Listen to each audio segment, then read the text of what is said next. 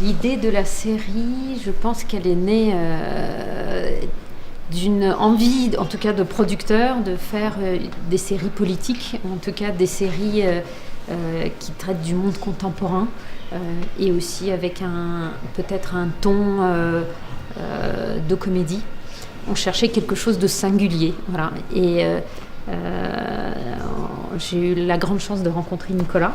On n'était pas intéressés par la dimension conquête du pouvoir ou une vision un peu cynique. Alors, je crois qu'il y avait effectivement assez vite l'ambition et la volonté de convoquer des archives pour raconter toutes ces histoires. Donc pour nous, c'est vrai que pour l'INA, ça illustre bien l'ambition de faire vivre les fonds d'archives télévision et radio et de les mettre à disposition de toutes les modes de création et à tous les publics. C'était très bien pour moi de pouvoir participer à ce tournage, d'avoir des acteurs brillants pour pouvoir créer des scènes drôles, loufoques, sans spoiler complètement, mais les petites scènes, les situations où on se retrouve tous les deux à faire des cabrioles, ça en fait partie. Il faut bien s'écouter, bien communiquer et puis mettre en place ça. Et non, c'est chouette. C'est un personnage haut en couleur que j'ai rarement eu l'occasion de jouer, donc c'est chouette. Les situations sont plutôt extrêmement, on trouve, bien écrites. C'est très agréable à jouer, donc ça crée immédiatement une complicité entre nous de jeu. Voilà, on s'amuse avec ces personnages. J'ai eu beaucoup de plaisir à travailler. De toute façon, plus un acteur est bon en face de nous, mieux on est. Donc on prend du plaisir à jouer. Je pense qu'on a deux caractères qui sont bien complémentaires dans la série que nous a donné Nicolas, avec un président un peu loufoque et une sorte d'énarque comme ça que je joue, qui est au contraire très droit, très carré, etc.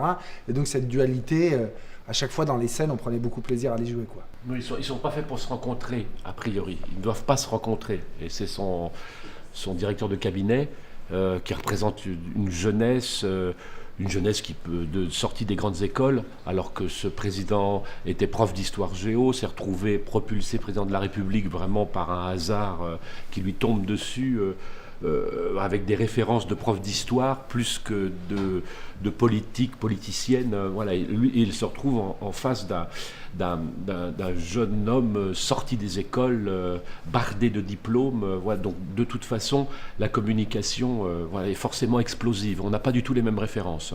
Alphonse Dumoulin, donc le personnage principal joué par Michel Vuillermoz, est un peu la quintessence de l'esprit français, avec à la fois des qualités, donc le panache, l'enthousiasme, l'esprit, cet esprit typique, si français, et aussi les défauts, donc la mauvaise foi, l'arrogance, ce que nous reprochent souvent les étrangers. Et donc c'était marrant d'imaginer. En plus, c'était avant la tendance jupitérienne qui a ensuite amené Emmanuel Macron. C'est-à-dire que nous, quand on a imaginé la série, c'était au temps de la présidence normale. Donc on voulait justement avoir un personnage haut en couleur, qui soit porté par une tradition, par une histoire, et dont un des objectifs était de redonner prestige et pouvoir à la fonction présidentielle. Et tout ça, effectivement, s'amusant avec des situations complètement rocambolesques et le plus de comédie possible pour se détacher justement de ce qui nous plaisait moins sur le côté plus cynique, tel que la politique est souvent traitée en fiction.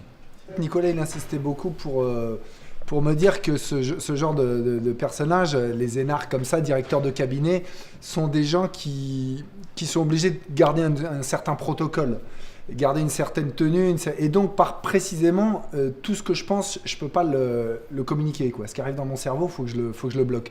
Mais en revanche, ça m'embête beaucoup, quoi. La plupart des demandes du président, faut que je me déguise en femme, faut que j'imite la chancelière, faut que je vole un chorizo. Enfin, en gros, c'est tout ce que je devrais pas accepter. Donc, je suis obligé de prendre sur moi. Et effectivement, il y a du sous-texte. Et tant mieux si ça se voit, quoi. Je peux pas formuler ce que je veux pas faire.